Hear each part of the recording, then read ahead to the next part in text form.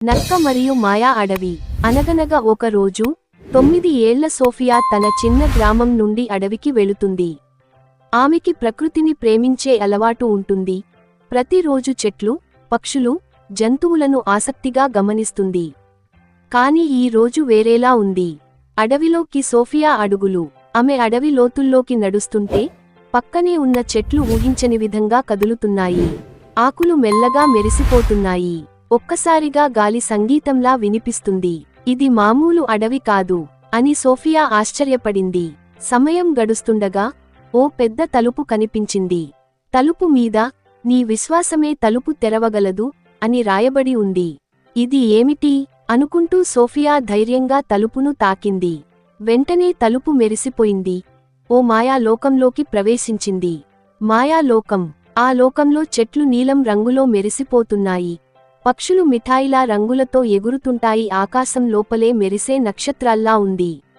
అక్కడ ఉన్న జంతువులంతా మాట్లాడగలుగుతున్నాయి. సోఫియా, నువ్వు ఇక్కడికి రావడం అవసరం అని ఓ తెలివైన నక్క చెప్పింది. ఇక నేను వెనక్కి వెళ్ళలేనా? కాదు, ముందు ఓ పని చేయాలి. ఈ మాయా అడవి నెమ్మదిగా తన మాయా శక్తిని కోల్పోతోంది. నువ్వు మాకు సహాయం చేస్తే మేము తిరిగి ప్రకాశిస్తాం అంటుంది.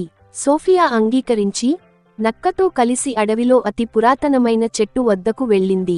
ఆ చెట్టుపై ఓ చిన్న మణి కనబడింది. కాని అది చీకటిగా మారిపోతుంది. ఇది మా శక్తి మూలం. ఇది వెలుగు తీయాలంటే నువ్వు నిజమైన స్నేహం, ప్రేమతో మాకు సహాయపడాలి. సోఫియా తన హృదయంతో ఆ మణిని స్పర్శ చేసింది. వెంటనే అది బంగారు కాంతిని విరజిమ్మింది. ఒక్కసారిగా మాయా అడవి తిరిగి వెలుగుగా మారింది. సోఫియా, నీ ధైర్యం, విశ్వాసం మా అడవిని రక్షించింది అని నక్క ఆనందంగా చెప్పింది. ఆమె కన్ను మూసి తెరిచేసరికి మళ్లీ తన స్వంత ఊరిలోనే ఉంది. ఇది నిజమేనా, కలలా అని ఆశ్చర్యపోతూ తన చేతిలో ఉన్న చిన్న నీలి రెక్కను చూసింది. అది మాయా అడవికి నిదర్శనంగా మిగిలింది.